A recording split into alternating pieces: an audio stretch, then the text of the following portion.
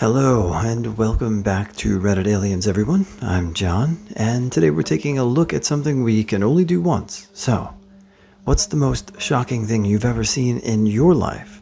Not safe for work. Please remember to like, share, and subscribe. I discovered my roommate after he hung himself. His morning alarm was going off for 5+ minutes. I assumed he went out and forgot his phone, so I went in to turn it off. Nothing can prepare you for that. I still think about him or that morning all the time. Was taken to the emergency room after a car accident for a few broken bones. Next to me was someone they just brought from a house fire whose whole body was burned, screaming at the top of his lungs while they sprayed this substance on him. Effing horrifying, and my situation of just getting hit by a drunk driver did not seem so bad. Also, why in the same ER that night, a drunk guy who got stabbed at a bar got up and wanted to leave, and when a nurse tried to stop him, he hit her in the face with a closed fist. Could not imagine working in the ER daily. Not me, but my wife used to work in ICU as an intensivist doctor. She's seen it all and is usually unrattled by anything. She came home one night after a long shift quite upset. A young child has come in for severe burns. He was about 18 months old. His 5-year-old sister was apparently jealous of her brother's parental attention, so she pushed him into a hot bath of water and held him down until he was very badly burned. My wife had to tell this distraught family that their son would probably live, but badly scarred, and, as a family, they would have to deal with that. I did a temporary job after being laid off from my usual work. An old guy was operating a machine, and it had a jam inside it. He pressed the emergency shutoff and opened the safety gate. As he cleared the blockage, the 2 huge presses crushed his ribs, trapping him. I ran across and managed to pry one out of the way to release him. Called the supervisor to get an ambulance, and this asshole didn't want to call one because they'd get in trouble with the owner. Because in the UK, if an ambulance is called for a workplace injury, then it has to be reported to the Health and Safety Executive, OSHA, for your American folk. I ran to my car and called the ambulance myself. Turned out the old guy had 4 broken ribs, and one of them was a flail, where the rib is broken off and moving around the rib cage.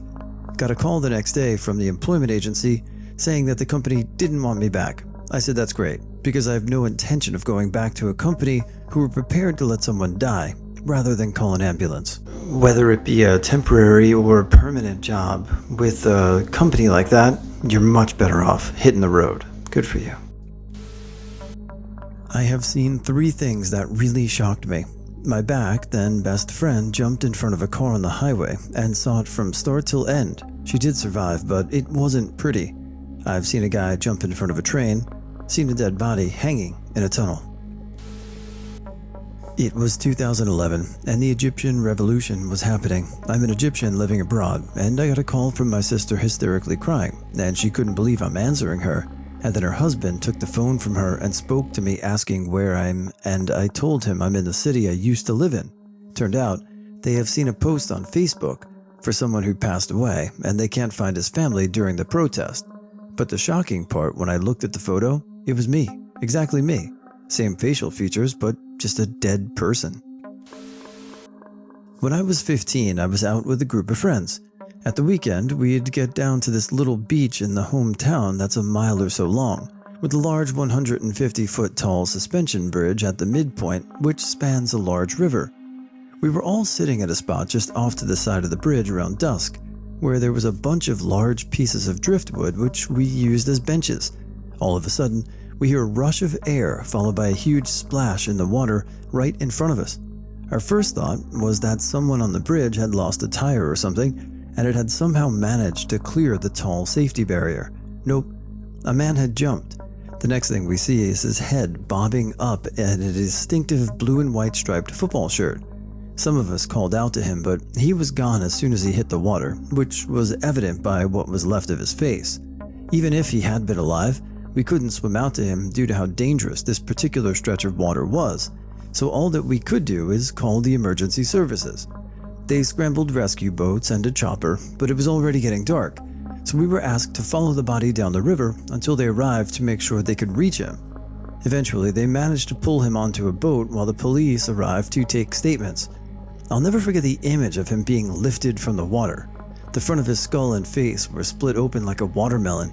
He must have done head first with his arms outstretched and broken every bone in them as they moved like they were made of rubber, bending in places that aren't supposed to. Long story, but my mom and I came across a crash involving her friend and the friend's boyfriend. When we opened the boyfriend's door, he crawled out and his foot folded. The toes touched his shin, and I could see all the tendons at his ankle and heel. The bone was all red and white. It was dripping with blood, but he walked over to the other side of the car to talk to his girlfriend without even noticing because he was so concerned. My best girlfriend. Coming back from a night out at a club, there were 2 cars, 5 of us in each. She was in the first car when the driver of the truck coming in the other direction veered off the lane, smashing into the first car. I saw her decapitated by the windscreen. The others in that car were broken boned and smashed, but I ran up to the car, and my friend without her head has haunted me for over 50 years. The blood. Not insane, but I was in the anesthesia recovery room after a colonoscopy, and the person 2 beds down from me coded, and I sat and watched as the code team came in, tried for like 5 minutes to keep him alive until a doctor came in and said the family requested that they stop. One of the doctors pronounced the patient deceased, and the team of like 5 to 8 doctors had a moment of silence in a circle around the body before we all left the post-op room. It was just so weird how the whole room went from rushed, anxious, determined, and a really palpable sense of urgency to completely quiet and still in a matter of moments. On the other hand, it was really reassuring seeing the real sense of dignity the clinicians gave to the deceased, something they did out of a sense of respect for the person's life, because there was no one around but the clinicians and myself, who was just a fly on the wall, and I don't think they noticed. Thank you for sharing this side of the story that we often get the other side of. To see that those clinicians gave the respect to that person's body is comforting. Thank you. Not me, but the woman who stopped her car and ran over to check on me after my ex-partner and we fishtailed and rolled 4 times going 60 miles per hour before landing upside down in a watery ditch. She seemed shocked to find us alive, then proceeded to save us by keeping us warm and calling for help. It was minus 12 degrees Fahrenheit out that morning. Never learned her name or anything. I hope she's having a good day. Me and my grandpa were making cookies when he looked out the window and saw some kids outside and told me, "Hey, how about we give those kids some treats, yeah?" I agreed and walked outside. He gave me the tray of cookies and said, "Wait here, I'll be right back." I gave the kids cookies as my grandpa went back in. 30 minutes later, I head back in to find him lying on the floor. Turns out he'd had a heart attack, but didn't seem to yell out for me. I miss him so much. Last summer, I was walking back from our condo garage area when I heard the most terrifying scream, "Oh God, no!" then a thud. I turned back to see what happened, not really thinking about anything, but maybe a person who needs my help. To my horror, I saw a lady with her head on the curb, with her body on the road next to the condo building.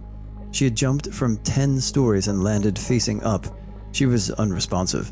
The way she landed, you can tell her neck was severed from the impact. 911 lady insisted that I try CPR, but I just could not do it. I'm not trained, first of all, and second, I would have had to drag the lady out from the curb, which would make her head hit the road again. Ambulance showed up in about 15 minutes. I feel bad to this day. I've been in EMS for 17 years and have seen a lot of shit. The most shocking was a 2-year-old boy intentionally run down by a speeding minivan. Not the most graphic thing I've seen, but it effed me up beyond belief.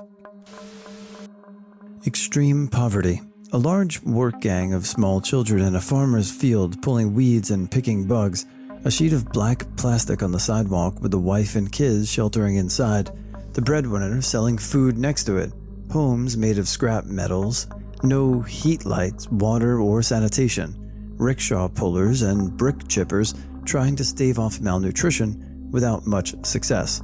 Women and children bucketing unsanitary water home from a distant well, stream, or sinkhole. Small children shaping cow manure into golf ball-sized pieces to dry in the sun as fuel for cooking. People with no bathroom to go to, using any open space to toilet themselves, bathing in polluted rivers or at a well. Places with no place to properly dispose of trash, where there's only one or two places where piles of it accumulate in the open. Families picking through trash heaps for anything remotely salvageable, sometimes living there.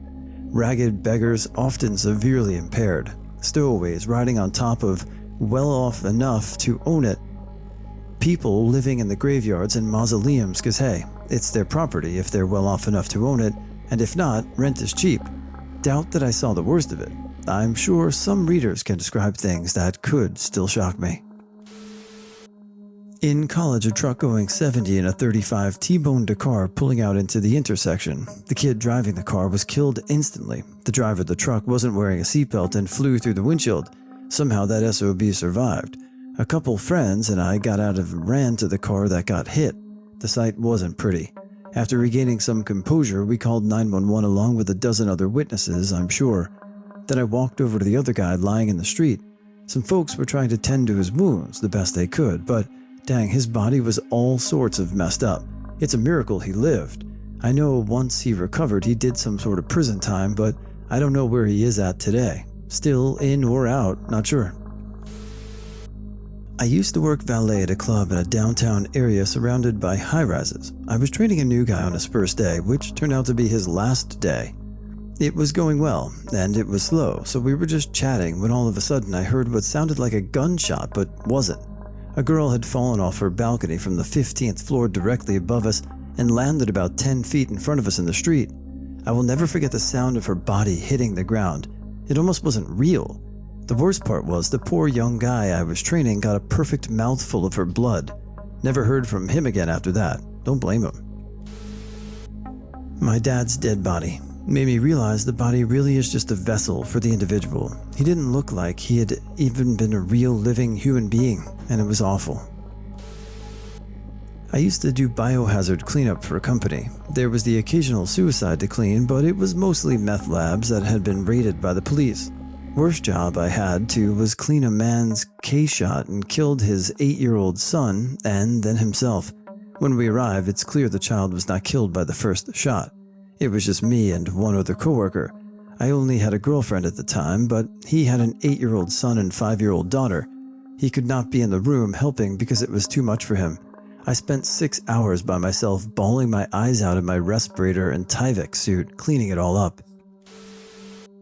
When I worked offshore, the company suddenly fired all the nurses. Each platform had one, and assigned my team to be medics. They did put us through a lot of training, but we definitely didn't have the skills that the nurses had. One day, there was an accident on an unmanned platform. 2 guys had been dropped off by a helicopter and were moving stuff around using a small crane. Suddenly, the crane collapsed and hit one of the guys, crushing his chest. He was immediately picked up by a helicopter and taken to my platform, and I got called up to the heli lounge. He was on a gurney on the floor, and I rushed over to help him. There was nothing I could do. He was barely breathing and had bright red blood coming out of his mouth. Due to his chest damage, I couldn't perform CPR. He was rushed back on the helicopter but died on the way to shore. I was later told that his main artery had been punctured and he bled out internally. The nurses were hired back a week later. I always question the logic when a company is like, we need to cut the budget. Let's fire the people who keep us safe and fix us. I don't know, maybe I'm wrong, but what do you think? 6 years ago, I was walking down a park next to my high school with friends. We saw a group of 13-year-olds laughing on a bench, but right when we passed them, we saw an old man, probably 60 to 70-ish years old. He was hiding behind the bushes, sitting on a small stone wall. What's the shocking part, you may ask? He was masturbating while looking at them. One of my friends went to talk with the 13-year-olds to try to make them move from there in a safer place. They did. 1 week after that, my high school told every class not to go in this park. They told us there was a 30-year-old dude and a 60-year-old trying to have sex with students passing by. They were arrested 2 weeks after. I've seen quite a few shocking and disturbing things, so I'll just say the very first one I remember. We were probably 7 years old or so. My friend and I were riding bikes in the alley behind our houses. She turned her head to yell at me, "Watch this," just before she left the alley and entered the street. She was immediately hit by a car. It was almost like slow motion. I actually remember seeing some of her teeth flying out. I ran to her, and she was crying very softly, like a very low whimper. She had stuff running out of her ear. The neighbor at the end of the street was outside watering his lawn, so I asked him to stay with her while I ran in for her mom. His wife was calling 911. I'll never forget the panic on her mother's face as I ran up screaming for her. She ran outside her house with wild eyes and just seemed to know which way to run. She survived, but when we went to the hospital to see her, she was in terrible shape, really terrible. Her face was not recognizable to me. I was in shock, surely. The event was seared into my memory, but for the life of me, I can't remember what happened after. How long was she hospitalized? If I saw her again afterwards, it's all just missing. I literally held the body of my dead grandfather. I was taking a shower when my father knocked and told me to hurry up and help. It was confusing and panic-inducing at the time. Apparently what happened was that my grandfather was at this kind of shallow irrigation system cleaning out fallen leaves to prevent it from clogging the irrigation. However, maybe because of the heat and exhaustion, when he was bent over, a vein burst on his nape, triggering a stroke. This led him to drop face first into the murky water, and we did not find him probably for 3 days. When my dad found out and we lifted him up, my grandfather's body was so stiff, but his skin was falling off, kind of like when you stay swimming for a long time and your skin gets wrinkly, but way worse. We had to set his body down on the ground to call for an ambulance and shit. And when we came back after like 3 to 5 minutes, his eyes then bulged and other parts of him became bloated as well. How about not seen, but heard? I was on the phone with my grandfather when he had a fatal heart attack. My little boy, his first great-grandson, was sitting on the floor in front of me. I was telling Grandpa about whatever it was he was eating. My grandpa and my son shared a love of food. Then I hear a rustling sound like the phone was dropped. Then I hear this horrible sound coming from my grandfather. I won't try to describe them. He had had a heart attack before, so I figured what was happening pretty quickly. I hung up immediately and called 911. They apparently got there in time to try and revive him, but failed. His little great-grandson is getting his first car next week, and after all this time I still feel guilty I didn't say something comforting before I hung up. I love you. I'm going to get help. Whatever. For months afterwards I would wake myself up from nightmares mimicking the sounds he made. Saw a dude commit suicide. Jumped off the building I work at, landed outside the window where I worked. I was probably the closest person to where he landed. He jumped from one of the floors above where I was, so I didn't see him beforehand, just saw his body hit the floor, and then he lay in a face-down, motionless heap. Now, he wasn't completely disjointed or anything. You could have sworn he'd just fallen a small distance, but needless to say, he didn't make it.